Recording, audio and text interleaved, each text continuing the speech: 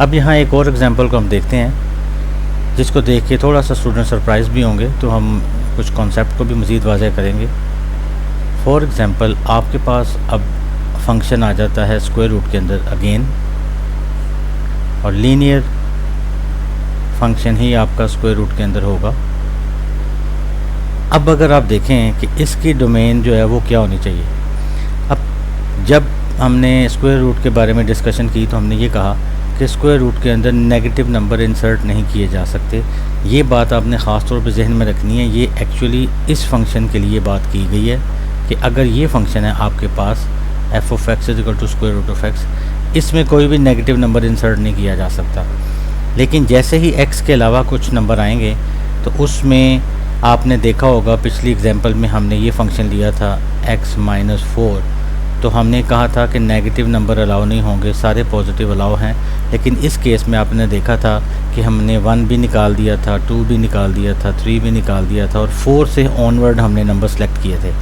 इसका मतलब है स्क्वायर रूट के अंदर नेगेटिव के अलावा पॉजिटिव नंबर भी निकाले जा सकते हैं। लेकिन ये जज कैसे करना है आपने, ये आपको फंक्शन देख के पता चलेगा कि कब आपने माइनस वाले नंबर रिमूव करने हैं, कब माइनस वालों के अलावा प्लस वाले भी रिमूव करने हैं, और कब ऐसा होगा कि माइनस वाले नंबर भी इंसर्ट किए जा सकेंगे। वो कब होगा, अब इस एग्जांपल को देखें। इस एग्जांपल की मैं आपके साथ बात करता हूँ। सबसे पहले हम देखते हैं इस एग्जांपल में अगर ज़ीरो पुट किया जाए, सबसे हम ज़ीरो से स्टार्ट देते हैं। ज़ीरो पुट किया जाए कोई प्रॉब्लम नहीं है कि स्क्वायर रूट के अंदर पॉजिटिव नंबर आ रहा है, तो पॉजिटिव नंबर स्क्वायर रूट के अंदर अलाउ है, तो इसका आंसर ये 2 आ रहा है। इसी तरह अगर हम इसमें अब मैं ज़ीरो की बजाय प्लस नंबर की तरफ जाने के बजाय माइनस वाले नंबरों की तरफ जाता हूँ। -1 अगर इंसर्ट करते हैं तो आप देखें इसमें -1 + 4, तो इसमें तो पॉजिटिव स्क्वायर रूट 3 आ रहा है, तो ये नंबर भी अलाउ है। इसका मतलब है -1 भी इंसर्ट किया जा सकता है। इसके बाद -2 इंसर्ट किया जाए तो गौर से देखें, -2 की वजह से भी फंक्शन को कोई प्रॉब्लम नहीं है, क्योंकि वो भी स्क्वायर रूट के अंदर पॉजिटिव नंबर जनरेट कर रहा है। अगर मैं -3 पुट करता हूँ तब भी फंक्शन को इशू नहीं हो रहा, क्योंकि आप देखें कि -3 + 4 ये भी आपके पास स्क्वायर रूट 1 आ रहा है, और स्क्वायर रूट 1 जो है वो 1 होता है। इसी तरह अगर मैं -4 पुट करता हूँ तो -4 के पुट करने पे जाके आंसर जो है वो 0 आ रहा है, तो -4 भी आप पुट कर सकते हैं। अब आज इससे आगे चलते हैं, -4 से आगे जाएंगे तो -5 -5 के ऊपर आप देखते हैं कि -5 + 4 ये नेगेटिव -1 आ जाता है। इसका मतलब है कि 4 से जैसे ही आगे गए, अब -4 और -5 के दरमियान इनफाइनाइटली मैनी रियल नंबर्स होते हैं। मैं -4 के फ़ौरन बाद -4.1 पुट कर सकता था ताकि आपको शो होता, लेकिन चूँकि डोमेन में आसानी इसी में रहती है कि आप इंटीजर्स नंबर लेके डिस्कस करें ताकि स्टूडेंट को ज़्यादा बेहतर समझ आए। क्योंकि ये वाला जो आर्टिकल है ये चूँकि बहुत बेसिक स्टूडेंट्स के लिए भी होता है, जो मैट्रिक के स्टूडेंट्स हैं, एफएससी के हैं, तो उनको जो है इस चीज़ का ख़ास ख्याल रखना पड़ता है। इसलिए हम ज़रा बहुत डिटेल में डीप जाके बात कर रहे हैं। तो इसका मतलब ये हुआ कि -5 को इंसर्ट करने से प्रॉब्लम हुई, लेकिन अगर आप गौर करें ना तो इसके दरमियान -4.1 मैं यहाँ पे आपको दर्ज करके दिखाता हूँ, -4.1 भी इंसर्ट किया जाएगा ना अगर, हालांकि इससे पहले भी बहुत से रियल नंबर आ सकते हैं, लेकिन अब अंडरस्टैंडिंग के लिए आपको बता रहा हूँ -4.1 + 4, तो इसमें भी आपके पास जब माइनस किया जाएगा तो -0.1 आएगा, नेगेटिव स्क्वायर रूट के अंदर जनरेट हो गया। इसका मतलब है माइनस, यानी आप ये भी ज़हन में रख लें, जो नंबर 0 दे दे उसके बाद जो भी नंबर होगा वो इस फंक्शन को डिस्टर्ब जो है वो करेगा। अब वो ज़रूरी नहीं है -5 हो, -4 के फ़ौरन बाद वेरी नेक्स्ट रियल नंबर जिसके बारे में हमें नहीं पता, क्योंकि रियल नंबर्स इनफाइनाइटली मैनी होते हैं 2 रियल नंबर्स के दरमियान, तो हमें नेक्स्ट रियल नंबर का आइडिया नहीं है कि वो कौन सा होगा। लेकिन मैंने अंडरस्टैंडिंग के लिए 0.1 को पुट किया, -4.1, तो भी आपके पास नेगेटिव आ रहा है। अगर कुछ लोग ये चेक करना चाहें कि हम इस तरह नहीं कर सकते कि हम और छोटा नंबर ले लें, तो आप और छोटा नंबर ले लें, -4.0001 ले लें, हालांकि ये बहुत छोटा नंबर है।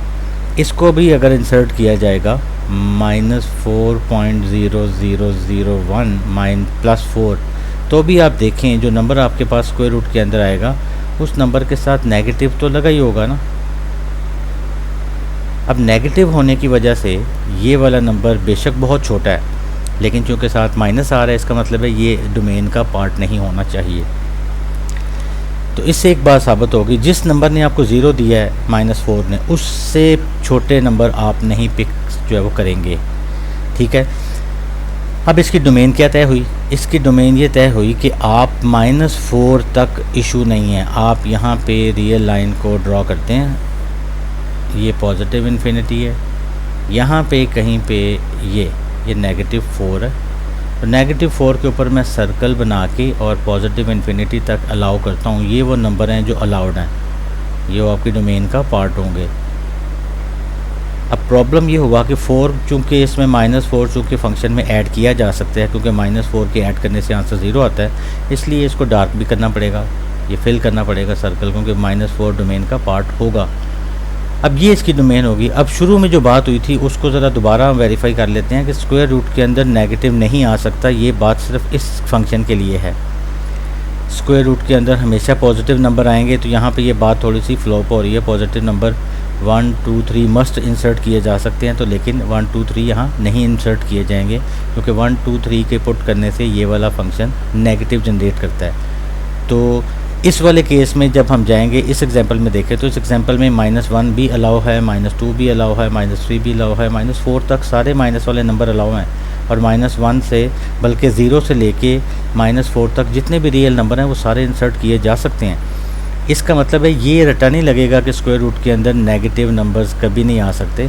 नेगेटिव नंबर्स अलाउ होंगे, लेकिन वो डिपेंड करेगा कि फ़ंक्शन की शेप कैसी है। तो यहाँ पे फंक्शन की शेप ऐसी थी कि x+4 था, तो -1 -2 -3 -4 तक हमें इशू नहीं था, इसलिए इसकी डोमेन में नेगेटिव नंबर हमने शामिल किए हैं। अब क्या हुआ, नेगेटिव नंबर शामिल करने के बाद जो रिज़ल्ट्स आते थे वो भी आपको शो कर दिए। अब इसके बारे में अब फाइनल इसकी डोमेन लिखते हैं, तो अब आपके लिए कोई इशू नहीं होना चाहिए। इंटरवल फॉर्म में इसकी डोमेन जो है वो ये होगी कि -4 से स्टार्ट लेंगे और पॉजिटिव इन्फिनिटी तक सारे नंबर ऐड होंगे। -4 की साइड पे स्क्वायर ब्रैकेट आएगी। इसी तरह इसकी डोमेन को ऐसे भी रिप्रेजेंट किया जाता है, अगर हम इसकी डोमेन को इनइक्वालिटी फॉर्म में रिप्रेजेंट करें, ज्योमेट्रिक फॉर्म में रिप्रेजेंट करें, तो ये हम ज्योमेट्रिक फॉर्म में रिप्रेजेंट कर रहे हैं कि जी ये -4 है, -4 है। तो -4 से लेके पॉजिटिव इन्फिनिटी तक तमाम के तमाम नंबर इंसर्ट किए जा सकते हैं, लेकिन पॉजिटिव इन्फिनिटी इसका पार्ट नहीं होगा डोमेन का। इनइक्वालिटी कैसे बनेगी?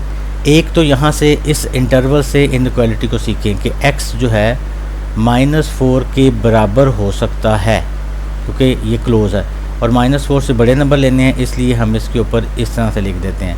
तो बस इसका डायरेक्टली इनइक्वालिटी ये लिखी जाएगी, ये इसकी डोमेन इनइक्वालिटी फॉर्म में डिस्कस हो जाएगी। अब प्रॉब्लम ये आया कि ये वाली फॉर्म जो हम इंटरवल से भी जज कर सकते हैं कि हमने इक्वल का ये नीचे छोटी जो लाइन लगाई है, इसका मतलब इक्वालिटी, इक्वल ये वाला नंबर पकड़ लिया -4, और ग्रेटर देन क्यों कहा कि इससे बड़े नंबर सारे अलाउ हैं। चूँकि एंड नहीं पता, इसलिए हमने इनइक्वालिटी वन साइडेड है, इसको हमने छोड़ दिया इस तरह करके। कुछ लोग ये ही वाली इक्वेशन इस इक्वेशन से बना सकते हैं कि फिर इंटरनल फंक्शन को आप पकड़ें और ग्रेटर देन इक्वल टू 0 रखें। तो इससे क्या होगा, दोनों साइड पे आप 4 सब्ट्रैक्ट करें तो आपको आइडिया हो जाएगा कि बेसिकली ये आंसर बनता कैसे है। ये 4 से 4 कैंसिल, तो ऑटोमेटिकली आइडिया हो गया। अच्छा, इनइक्वालिटी बेसिकली डायरेक्टली डोमेन यहाँ से भी बताई जा सकती है। अब जो लोग ये वीडियो देख रहे होंगे वो कहेंगे डोमेन इसकी 1-2 सेकंड में, मैक्सिमम 5 सेकंड में बताई जा सकती है, लेकिन वीडियो इतनी लेंथी बनाने का मकसद क्या है? तो वीडियो बनाने का मकसद ये है कि ये वीडियो उन लोगों के लिए है जो डोमेन को बहुत ध्यान से डीपली समझना चाहते हैं। जिन लोगों को डोमेन आती है उनके लिए ये वीडियो जो है वो नहीं है। अगर उनको भी इसमें से कुछ मिलता है नया तो ये तो बहुत अच्छी बात है, लेकिन जिन लोगों को डोमेन के बारे में बिल्कुल नहीं पता और वो घर बैठ के आप देखना चाहते हैं कि हमें डोमेन के बारे में समझ आए, तो ये एग्जांपल उन लोगों के लिए की गई है ताकि वो लोग डोमेन के कॉन्सेप्ट को अच्छे तरीके से बहुत डिटेल से पिक करें। आई एम श्योर कि इस तरह की वीडियोज़ आपको डोमेन के ऊपर बहुत ही कम नज़र आएंगी, और उम्मीद है कि आपको ये वीडियो पसंद आई होगी।